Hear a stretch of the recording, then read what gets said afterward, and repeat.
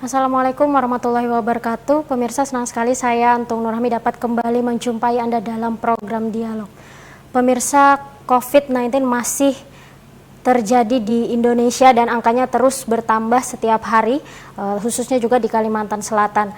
Dan berbicara mengenai pandemi COVID-19, bagaimana juga dengan keadaan di daerah kita, khususnya di Kabupaten Tabalong? Sudah amankah Kabupaten Tabalong dari COVID-19? Dan untuk membahas hal ini lebih lanjut, sudah hadir bersama saya di studio Bapak Dr. Taufikur Rahman Hamdi selaku juru bicara gugus tugas COVID-19 di Kabupaten Tabalong. Selamat datang Pak, terima kasih sudah berhadir di studio kita pada hari ini.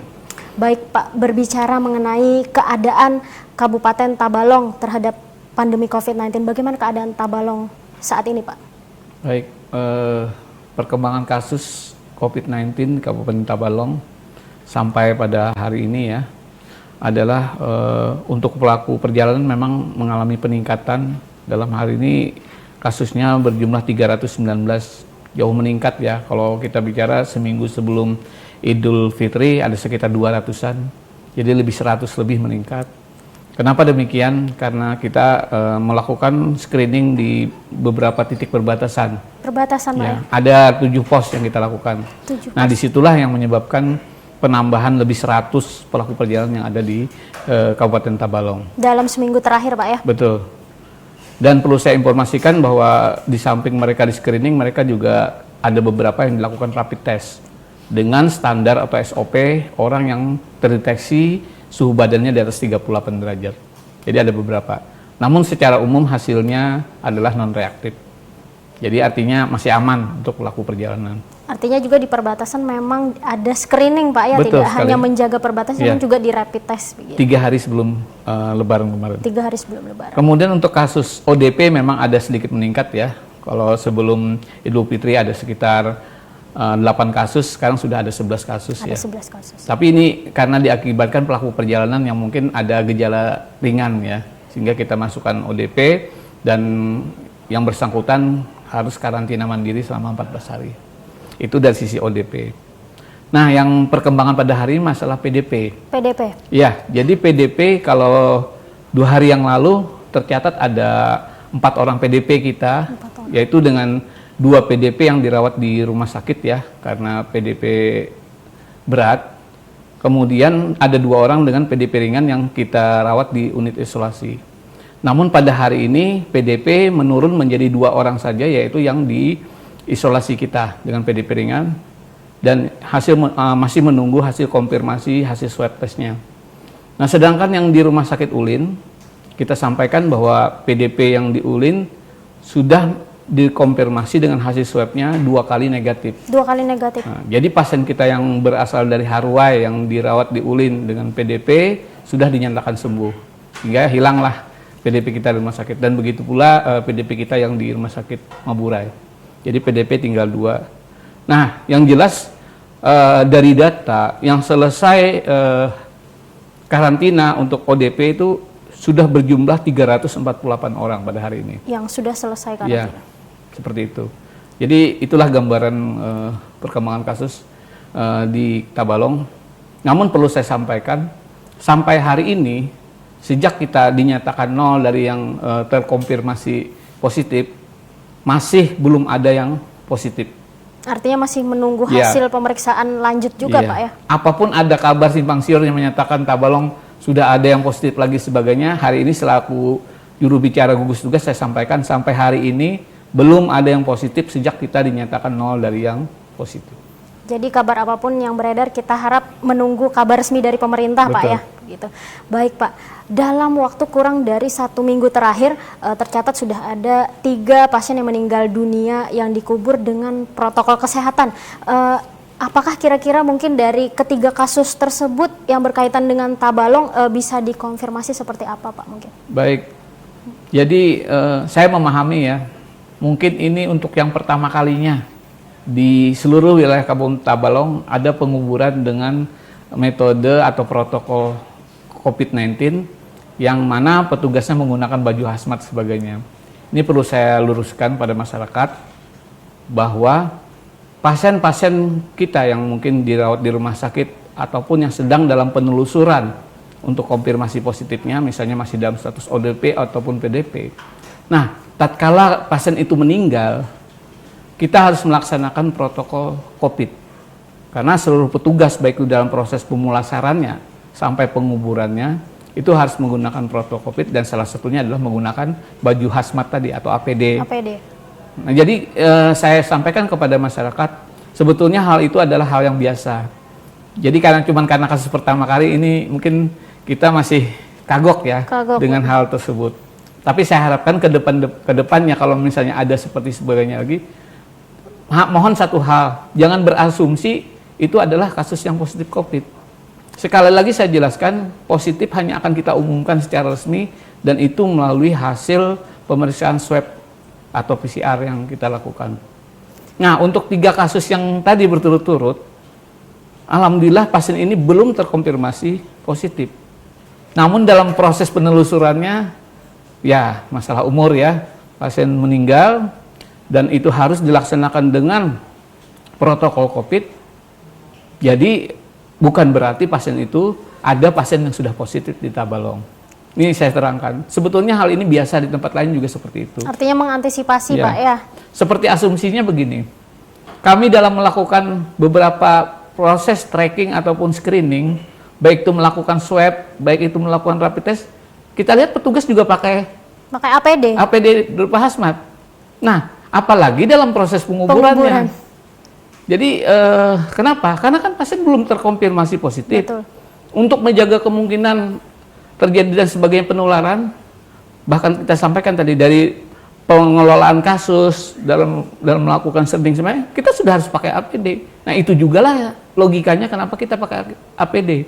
Cuman mungkin karena ini belum hal yang biasa terlihat di tempat kita, sehingga saya memaklumi ada sedikit keresahan di masyarakat yang katanya Tabalong zona hijau kok ada orang mati dikubur dengan protokol kesehatan. Itu mohon dipahami seperti itu.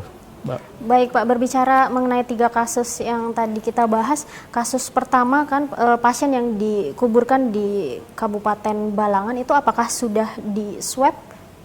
Ya, jadi untuk kasus ini sebetulnya pasien sudah pernah dirawat di Rumah Sakit Balangan ya, karena memang yang bersangkutan ini aslinya orang Balangan namun mempunyai KTP Tabalong. Jadi mungkin dekat dengan keluarga di sana, kebetulan sakit dirawat selama 1 minggu. Dan menurut informasi dari gugus tugas Balangan, yang bersangkutan belum dilakukan swab. Nah, tadinya kita rencana waktu dia pas dikirim ke Tabalong, dirawat di Rumah Sakit Maburay, akan segera kita lakukan swab. Namun belum kita rencana swab karena pasien hanya kurang lebih sehari semalam sudah meninggal dunia. Jadi belum sempat kita melakukan swab. Jadi belum, sehingga cara kita untuk penelusuran kasus terhenti sampai di situ. Karena tidak mungkin kita melakukan pemeriksaan pada pasien yang sudah meninggal dunia. Baik Pak, walaupun pasien tersebut belum di swab, apakah ada perlakuan khusus terhadap keluarganya mungkin? Apakah mungkin keluarga jadi seperti ini, seperti kita ketahui untuk penelusuran kasus kita juga melakukan namanya rapid test ya, tes cepat. Tapi ini terus terang bukan jadikan parameter bahwa orang positif atau tidak dari COVID-19. Nah, menurut riwayat di Rumah Sakit Balangan sudah dilakukan rapid test dan hasilnya memang reaktif. Nah, untuk kesiagaan kita tentu kontak erat dengan keluarga, pihak keluarga sudah kita lakukan semua. Dan alhamdulillah hasilnya non reaktif. Gitu. Non reaktif Pak ya. Baik Pak, untuk kasus kedua PDP di RSUD Haji Badarudin Qasim itu apakah sudah di swab Pak? Nah, untuk yang kasus kedua sebetulnya ini juga pasien sebetulnya dengan KTP bukan Tabalong. Bukan Tabalong Pak ya? Justru orang yang dari luar ya, namun karena bekerja di Tabalong. Bekerja di Tabalong. Jadi pasien sebetulnya ada rujukan dari salah satu rumah sakit di tempat kita dan dirawat dengan PDP ya. Pasien memang sempat kita swab, tetapi ya karena menunggu hasil swab belum keluar sampai sekarang. Jadi pasien belum bisa kita katakan juga positif. Belum bisa dikatakan bahwa pasien tersebut adalah positif Pak ya. Jadi ketiga kasus ini semua rata-rata belum ada hasil konfirmasi swabnya. Yang satu belum di swab sama sekali malah. Yang 2 kasus ini memang sudah di swab tetapi masih menunggu hasilnya yang belum keluar. Masih menunggu hasil. Ya. Baik Pak, untuk kasus ketiga seperti apa Pak data ODP dan PDP? Ya, untuk kasus ketiga sebetulnya ini kasus yang mendadak ya, karena secara penelusuran kami survei epidemiologi sampai dilaporkan meninggal pada malam tadi belum masuk kategori ODP ataupun PDP. Jadi tidak terdata di antara memang, kategori itu Pak ya? Karena proses cepatnya ini, jadi ini belum terkategorikan, beda dengan yang 2 kasus yang di depan. Oke, baik. Baik Pak, berbicara mengenai 3 pasien tersebut, mungkin seperti apa Pak penentuan akhir pasien itu yang harus dimakamkan secara protokol kesehatan itu tadi? Ya, tadi seperti saya sampaikan di depan, sebetulnya pelaksanaan protokol COVID itu sudah standar. Jadi pada pasien yang sedang kebetulan kita rawat ya, walaupun dia belum dinyatakan positif sebagainya, tetap harus kita laksanakan dengan protokol COVID. Itu yang jelas. Jadi saya sampaikan kepada masyarakat, orang yang sudah dikubur dengan protokol COVID, belum tentu dia sudah terkonfirmasi positif. Ini hanya karena protokol COVID yang memang harus dilaksanakan. Oke, baik Pak. Di luar sana juga mungkin banyak masyarakat yang menanyakan angka meninggal dunia dalam update data COVID-19 di Tabalong tidak mengalami peningkatan, tapi di Tabalong sendiri itu sudah ada terdapat pemakaman yang dilakukan secara protokol kesehatan tadi. Bagaimana Bapak menanggapinya? Dalam format jenis laporan yang kita sepakati ya dengan gugus tugas di provinsi, bahwa yang diupdate sebagai kasus meninggal itu adalah pasien yang sudah terkonfirmasi positif dan meninggal. Baru bisa kita katakan dia ada pasien yang meninggal. Misalnya contoh, kemarin kita merawat ada 6 pasien terkonfirmasi positif dan ternyata alhamdulillah kita sembuh semua. Andai kan ada meninggal 1, berarti ada 1 meninggal dan 5 sembuh. Nah, ini sama kasusnya, karena pasiennya belum ada hasil swab dan belum dinyatakan konfirmasi positif, kita tidak bisa menyatakan itu meninggal COVID. Jadi yang disebut meninggal dan itu ada meninggal terkonfirmasi positif COVID-19. Itulah sebabnya kenapa tidak ada di laporan meninggal. Artinya data meninggal itu jika hanya pasien benar-benar sudah terkonfirmasi positif. Betul. Pak ya. Jadi masih besar kemungkinan Mbak itu negatif dan sebagainya. Oleh karena itu penentuannya dari swab. Kita akan fair aja, kalau misalnya pasien sudah sempat terkonfirmasi positif dan dia meninggal, baru kita laporkan bahwa pasien COVID-19 meninggal. Jadi di Tabalong sampai hari ini, pertama, tidak ada penambahan kasus positif sampai hari ini, dan tidak ada pasien positif yang meninggal di Kabupaten Tabalong. Artinya kita informasikan kepada masyarakat di luar sana Pak ya, agar tidak salah paham terhadap penguburan secara protokol kesehatan tadi. Dan secara data tadi juga dijelaskan ya, bahwa tidak ada pasien meninggal. Kenapa ada orang dikuburkan tapi tidak ada di laporan meninggal? Karena dia belum jelas positif COVID-19. Betul. Baik Pak, kita tahan dulu sejenak. Baik pemirsa, jangan kemana-mana, tetap di program Dialog.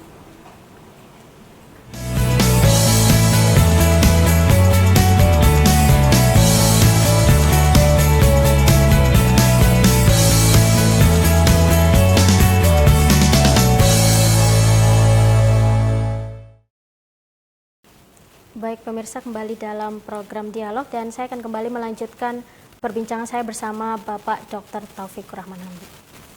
Bapak, berbicara mengenai status pasien terhadap COVID-19 ini, banyak masyarakat yang mungkin masih salah kaprah terhadap hasil dari rapid test yang dinyatakan reaktif, lalu sebagian besar sudah menganggap bahwa reaktif itu adalah positif COVID-19. Mungkin bagaimana Pak sebenarnya agar mungkin masyarakat juga tidak salah kaprah menyikapi rapid test ini? Jadi yang disebut dengan rapid itu kan artinya cepat. Jadi ini adalah tes cepat dalam rangka membantu secara cepat penelusuran pasien COVID-19. Jadi ini alat bantu sebetulnya. Tadi saya contohkan di perbatasan kan kita melakukan rapid, karena cepat prosesnya. Sehingga kita akan menentukan jelasnya ke arah mana pasien yang akan diperlakukan. Kalau misalnya hasilnya reaktif. Tapi jangan lupa, dalam melakukan rapid test banyak sekali errornya. Pertama dari sisi massa melakukan. Jadi kalau orang baru tertular ya, misalnya dari COVID baru 2-3 hari, belum sampai 7 hari, maka secara antibodi sebenarnya belum terbentuk di dalam tubuhnya. Sehingga rapid apapun yang digunakan pasti negatif hasilnya. Pasti negatif. Non reaktif Pak ya? Iya, pasti non reaktif. Kan berarti kabur jadinya kita penelusuran. Jadi syarat pertama kalau melakukan rapid itu harus orang kita anggap itu riwayat kontak atau riwayat perjalanan ataupun riwayat lainnya itu sudah seminggu lebih atau 7 hari lebih. Baru itu waktu yang tepat melakukan rapid test. Yang kedua, sehubungan banyaknya sekali alat rapid yang ada di beredar ya di mana-mana, dan ternyata kami pun sudah mencoba beberapa macam alat, hasilnya tidak sama. Multi standar. Nah ini jadi menimbulkan kebingungan juga. Tapi alhamdulillah bagi kami gugus tugas COVID-19 Tabalong, kami hanya menggunakan rapid yang direkomendasikan oleh Kementerian Kesehatan ataupun yang sudah berasal dari gugus tugas di provinsi. Tidak menggunakan kita beli di luar dan sebagainya. Supaya itu menjamin walaupun muncul suatu permasalahan karena banyaknya jadi perbedaan rapid.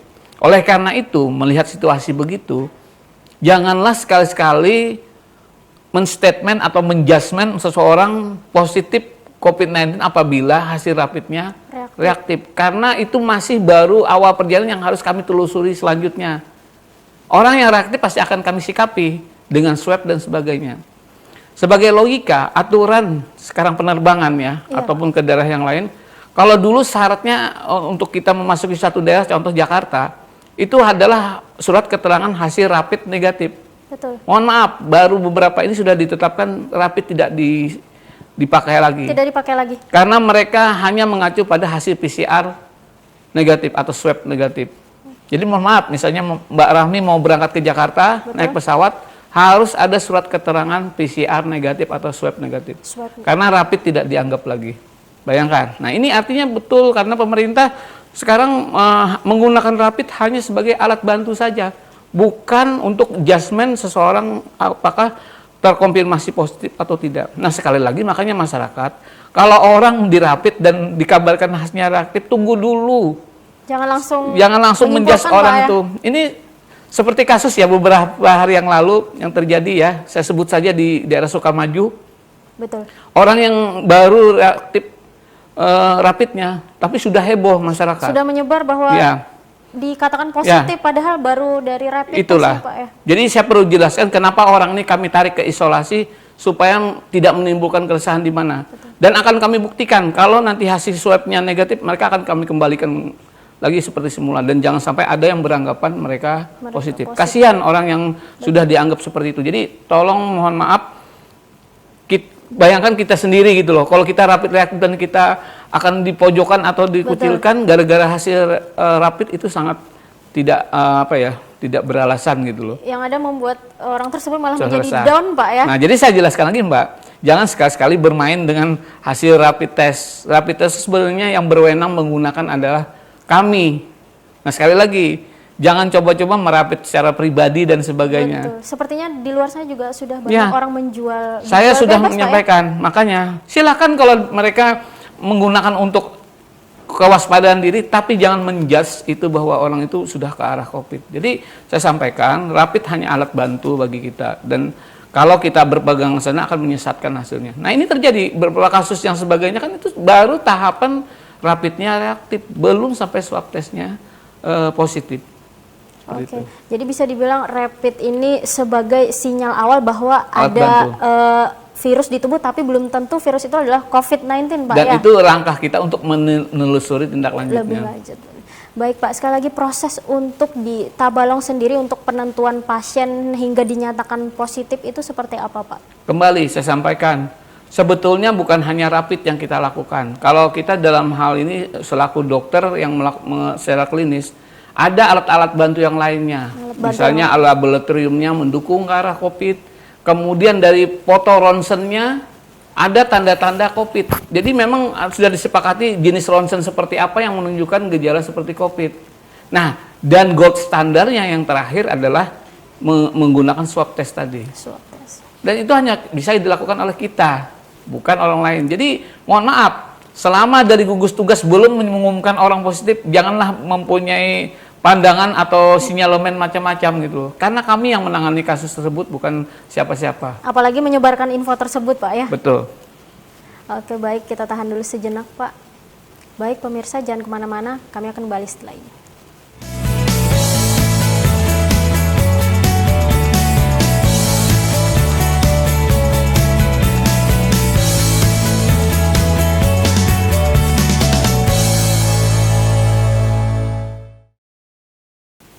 Baik pemirsa, kembali dalam program dialog dan tentunya saya akan kembali melanjutkan perbincangan saya bersama Bapak Dr. Taufikur Rahman Hadi.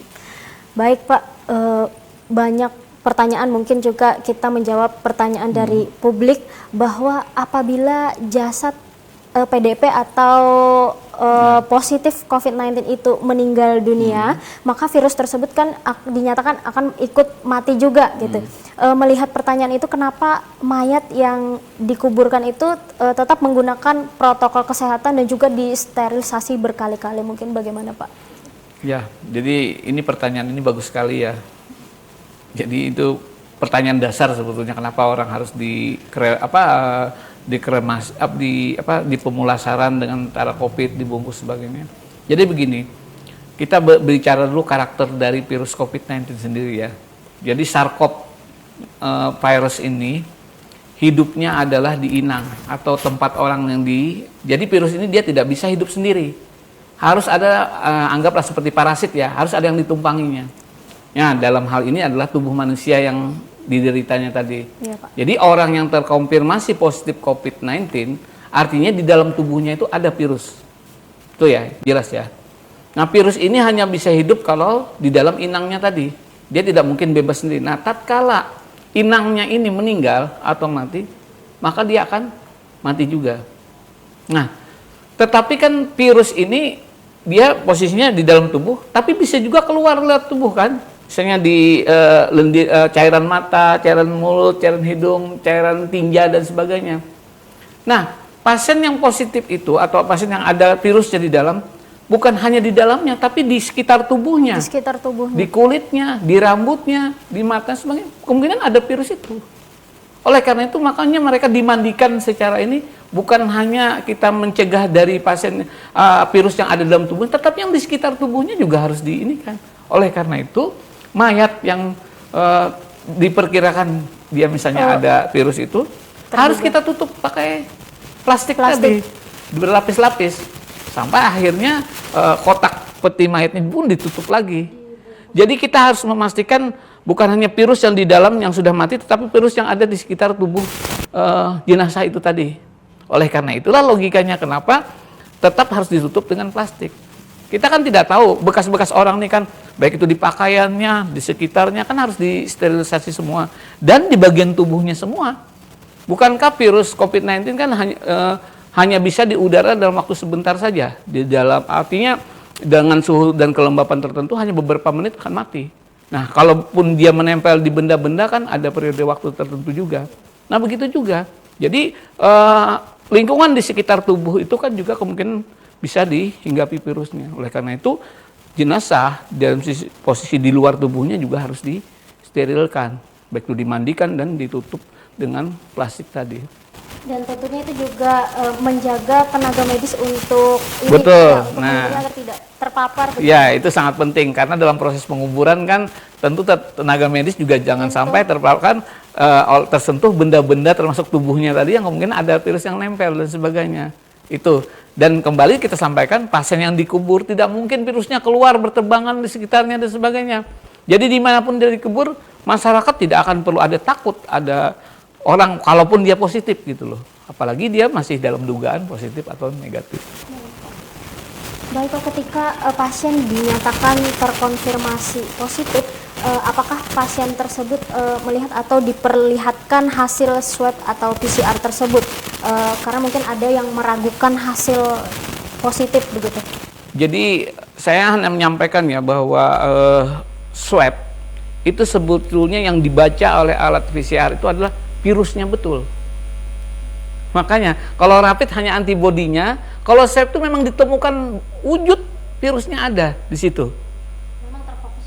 Ada virusnya. Jadi tentu pasien akan kita sampaikan. Apalagi tapi dengan cara-cara ya, kita berikan edukasi supaya jangan stres bahwa orang yang ada virusnya itu belum tentu istilahnya berbahaya. Tergantung bagaimana imunitas dari imunitas. Kita buktikan, kita ada menjaga 4 orang yang OTG, ada virus di tubuhnya.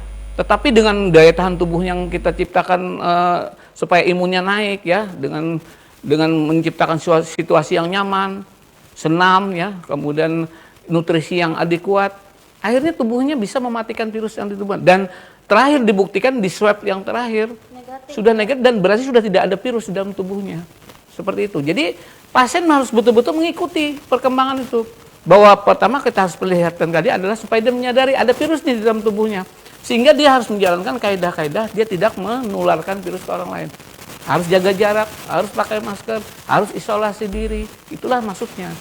Sehingga dia menjaga virus ini tidak menular ke orang di sekitarnya. Yang kedua, dia harus diberi formulasi obat-obatan ataupun peningkatan daya tahan tubuh supaya virusnya mati. Dan perkembangan itu sampai nanti tentu kita selama memanage kasus itu akan selalu kita komunikasikan dengan pasiennya. Ini loh, akhirnya virusnya sudah habis nih ini. Nah, jadi kan pasien juga diikutkan dalam proses penyembuhannya ini.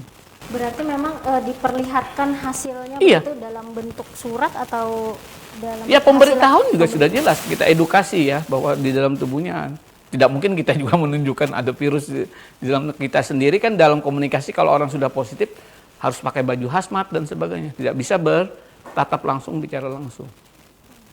Baik, banyak informasi beredar ketidakakuratan hasil rapid test tertentu seperti yang tadi sudah Bapak bahas di segmen sebelumnya. Baik Pak, menyikapi hal ini apa yang dilakukan gugus tugas Tabalong? Apakah melakukan rapid beberapa kali atau seperti apa Pak?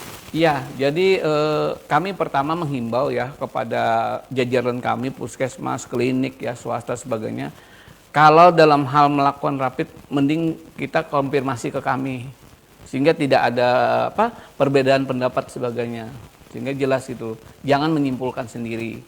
Nah itu kami menyikapi dan itu kami lakukan dengan surat edaran dari Dinas Kesehatan kepada jajaran bahwa tolong hasil rapid harus dikonfirmasikan kepada gugus tugas. Itu yang penting. Karena tentu rapid ini akan menimbulkan masalah.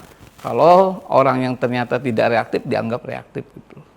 Seperti itu. Baik Pak, berbicara tentang kabar yang beredar saat ini, banyak masyarakat yang mungkin beranggapan gugus tugas tidak terbuka terhadap informasi dan data. Seperti apa Bapak menyikapi selaku juru bicara? Oke, jadi terus terang ya, kita lebih cenderung akan membuka kasus yang jelas positif. Kalau orang sudah terkonfirmasi positif, nggak masalah kita sebutkan orang sebagainya karena sudah jelas. Tetapi bisa dibayangkan, kalau orang masih dalam suspek atau dalam penelusuran, kalau kita buka data dan sebagainya, nah ini akan menimbulkan kasihan orang yang ini sebagainya. Lebih baik kita membuka orang yang sudah jelas positif. Itu sebetulnya, itu hanya prosedur kita. Tapi kita juga terbuka sebetulnya kalau memang hasilnya memang positif akan kita sampaikan inisial atau daerah tempatnya sebagainya. Supaya juga masyarakat sudah tahu. Tetapi jangan sampai hanya hasil rapid test reaktif, terus kita umumkan identitasnya. Ini jangan-jangan nanti dianggap sebagai pencemaran nama baik. Dan tatkala nanti setelah diswab ternyata dia negatif, orang sudah keburu Sudah terlanjur menyimpulkan. Ya, di just seperti itu. Jadi itulah, bukan kita nggak terbuka, ada prosedural yang harus kita lakukan. Tetapi data ada. Tapi kita kalau mau buka data, apa kepentingannya dulu? Betul. Kalau untuk pihak-pihak yang memang berkepentingan dengan itu, kita akan komunikatif. Tapi kalau diumumkan secara luas, apalagi mohon maaf ya, kalau ada postingan-postingan di medsos dengan lengkap alamat, Tidak jelas sumbernya Pak ya? yang jelas akan kami sampaikan, kami tidak pernah seperti itu. Betul. Kami mengumumkan data, nama, alamat, tidak pernah melalui medsos, akan kami sampaikan secara resmi. Jadi kalau selama ini ada yang beredar lengkap dengan alamat dan sebagainya, orangnya baru reaktif dan sebagainya, sekali lagi sampaikan itu bukan dari kami. Jelas bukan dari kami. Kami ada prosedurnya menyampaikan data itu. Jadi terus terang bukan kita untuk menyebarkan sesuatu sebagainya kan. Kalau kita harus pikirkan dampaknya di masyarakat seperti apa. Jadi sekali lagi persoalan rapid ini memang kita harus hati-hati dan bijak dalam menanggapinya. Janganlah pihak-pihak yang tidak ada kepentingan dengan rapid menggunakan rapid sebagai apalagi bahan jualan atau bahan apa sebagainya. Ini sangat naif sekali gitu. Baik Pak, kita tahan sejenak. Baik pemirsa, jangan kemana-mana, tetap di program Dialog.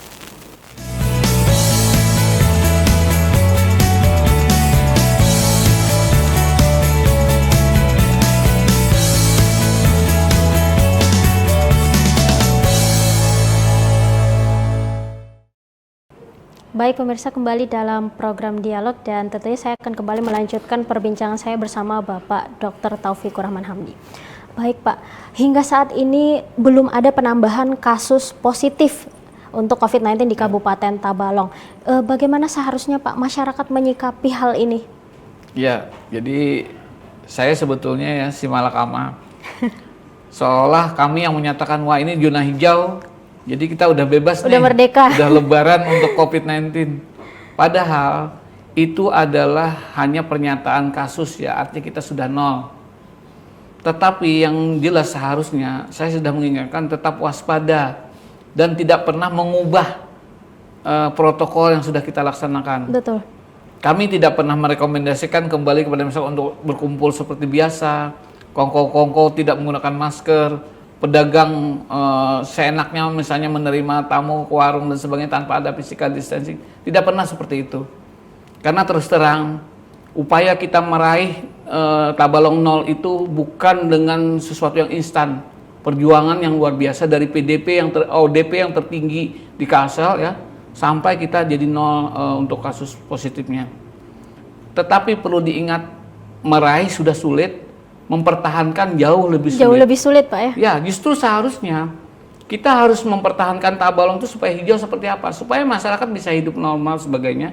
Ini perlu dukungan semua hal, bukan kita sekarang seenaknya. Justru kita harusnya lebih ketat. Kenapa? Kita harusnya lebih membentengi tempat kita, jangan sampai lagi ada kasus impor. Kita ketahui 6 positif kemarin itu karena kasus impor. Kasus impor. Nah, jadi kita dalam strateginya berharap jangan sampai lagi ada kasus impor yang masuk ke tempat kita. Itu satu hal.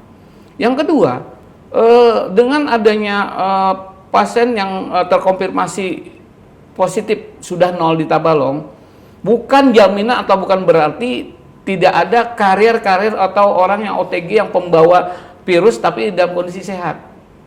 Kenapa? Kita tidak mungkin melakukan swab test massal ke semua orang. Betul. Coba bayangkan 240.000 orang Tabalong kita swab, bagaimana? Tidak hal yang mustahil. Tetapi kita menggunakan strategi melakukan mungkin rapid secara selektif ke orang-orang yang potensi beresiko dan sebagainya. Orang-orang yang mungkin selalu terpapar di kerumunan dan sebagainya. Contoh, para pedagang di pasar ya, pedagang-pedagang keliling dan sebagainya.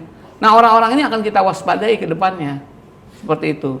Jadi, justru saya himbau masyarakat, protokol COVID, penggunaan masker, jaga jarak, hindari berkerumunan, itu tetap harus kita laksanakan sampai pandemi ini betul-betul hilang di muka bumi ini. Betul-betul berakhir Pak ya? Selama di muka bumi ini belum berakhir pandemi ini, hanya ada gambar Tabalong hijau, kita tidak boleh terlena. Karena kita dikelilingi oleh daerah-daerah yang lain masih bergejolak COVID-19. Artinya masih berpotensi Pak iya. ya?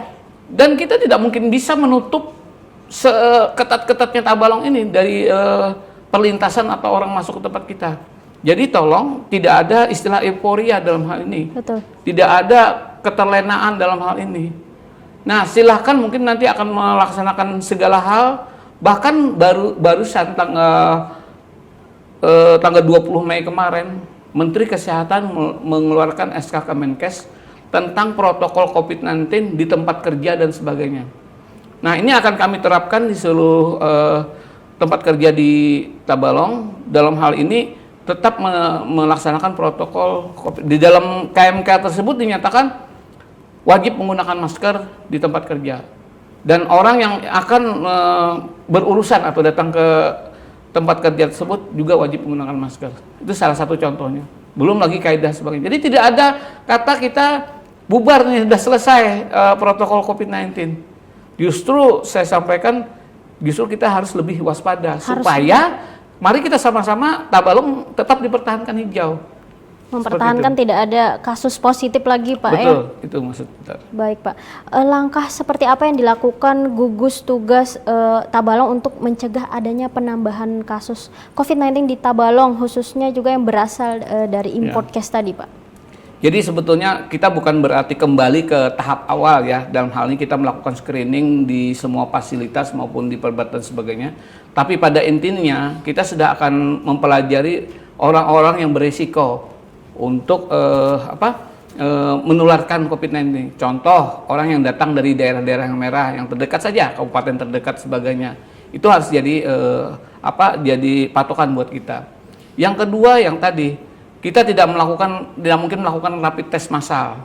Seperti kita bahas tadi, rapid test aja sudah keseluruhannya macam-macam gitu loh. Jadi kita harus selektif. Jadi selektif dalam hal ini tetap screening kasus dari kita penelusuran surveillance epidemiologi, baik itu orang PP, OTG, ODP, PDP, itu tetap harus kita laksanakan. Nah, tinggal yang jelas gold standarnya adalah secepatnya melakukan PCR. Memang kita akui kendala kita di PCR-nya ini. Satu, rapid test sudah kendalanya tadi, hasilnya yang tidak bisa jadi patokan. Yang kedua, kendalanya adalah PCR atau swab test kita yang masih terbatas. Andai kan nanti kita punya PCR yang mungkin orang segera di PCR sehari sudah hasilnya keluar mungkin lebih gampang kita lebih dalam mudah Pak ya kasus untuk mendeteksi. ini. Nah, itu seperti itu. Jadi upaya-upaya itu akan kita cari, dan tetapi yang hal yang lain adalah sebetulnya yang menjadi dasar adalah dalam semua penyakit, upaya promotif dan preventif ini yang sangat penting. Jadi kami kembali dengan seluruh jajaran baik itu puskesmas dan jajaran di bawah meningkatkan lagi upaya promotif preventif dalam pelaksanaan pola hidup PHBS. Jadi kuncinya adalah PHBS. Kenapa orang harus cuci tangan? Kenapa orang harus pakai masker? Kenapa orang harus olahraga, menjaga imunitas tubuh, makan yang bergizi sebagainya. Ini tetap harus dijadikan habit atau kebiasaan hidup. Jadi kalau ada istilah di luar yang namanya new normal, sebetulnya hidup normal tetapi dengan melaksanakan protokol COVID-19.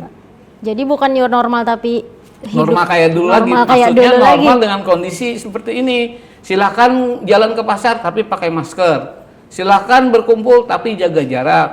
Silakan beraktivitas tapi cuci tangan. Jadi agar tidak salah paham ya Pak ya dengan sebutan new normal tadi. Orang yang disebutkan sekarang. Jadi seperti itu. Jadi upaya-upaya gugus tugas saya lebih memfokuskan ke promotif preventifnya.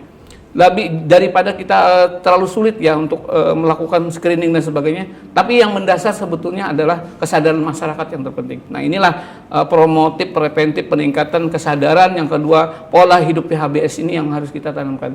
Selama itu dilaksanakan 100% masyarakat, pemerintah tidak perlu repot-repot lagi melakukan lockdown, melakukan ini sebagainya. Tidak, kalau masyarakatnya sudah berdaya. Dan saya rasa kita sudah harus membiasakan dalam situasi ini. Membiasakan dalam artian, tuh kalau ada yang dikubur pakai hazmat, nggak usah heboh deh.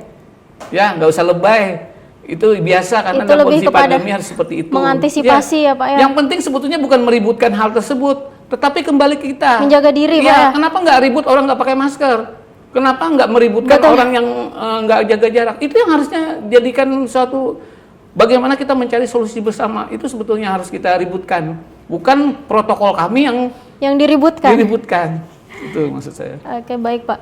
Baik Pak, mungkin Bapak sampaikan mungkin harapan kepada masyarakat untuk terutama untuk jujur terhadap petugas kesehatan, mungkin apalagi yang baru datang dari luar Kabupaten Tabalong mungkin Pak. Memang ada stigma ya, ketakutan masyarakat. Kalau dia nanti dirapid, reaktif, mereka kan konsekuensinya harus dikarantina 14 hari. Karantina mandiri Pak? Ya. Oke.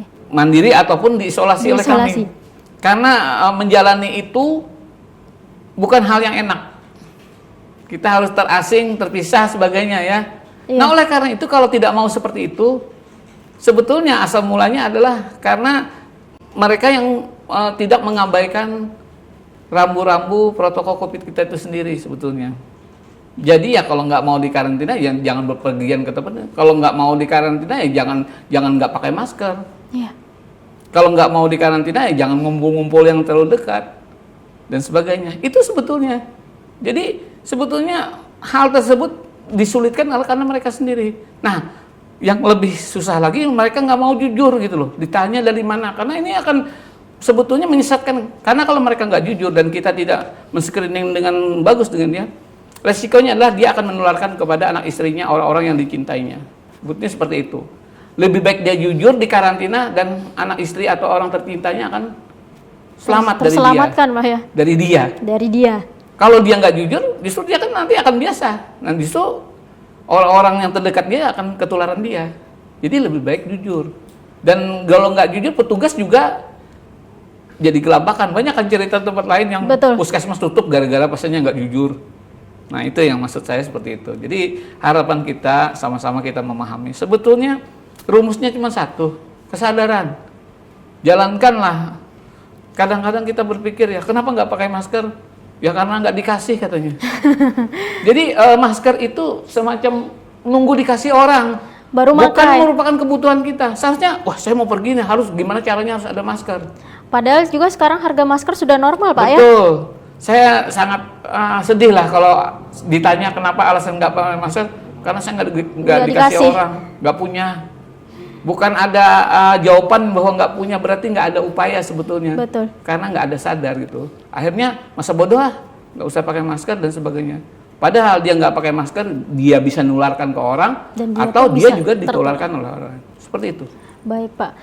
Mungkin harapan untuk masyarakat khususnya di Kabupaten Tabalong mungkin agar tidak ada misinformasi ya seperti yang sudah terjadi begitu, informasi resmi dan bisa dipertanggungjawabkan hanya dari gugus tugas mungkin, Pak. Betul. Jadi sekali lagi saya sampaikan, kami selaku gugus tugas ada kode etik, ada protokol komunikasi yang kami laksanakan. Protokol komunikasi, hal-hal yang berbau dengan COVID ya, penanganan sebagainya hanya dikeluarkan oleh juru bicara COVID. Jadi tolong mohon maaf kawan-kawan, terutama juga yang insan kesehatan sendiri, ya jangan membuat mengupload sesuatu yang bisa menimbulkan multitafsir atau masyarakat. Betul. Saya hanya bilang seperti ini kepada kawan-kawan, silakan Anda upload, tapi Anda harus bisa mengkonfirmasi sendiri kalau ada pertanyaan tentang yang mereka lakukan. Mengklarifikasi sendiri, Betul. Pak ya. Contoh seperti orang pakai hazmat melaksanakan kegiatan ini, dipoto dan disebarkan di media, kan itu bukan merupakan hal yang bagus itu loh diinformasikan. Jadi sekali lagi sampaikan protokol komunikasi. Jadi ada protokol COVID-19, ada lagi namanya protokol komunikasi. Jadi di gugus tugas itu ada ketetapan protokol komunikasi COVID-19.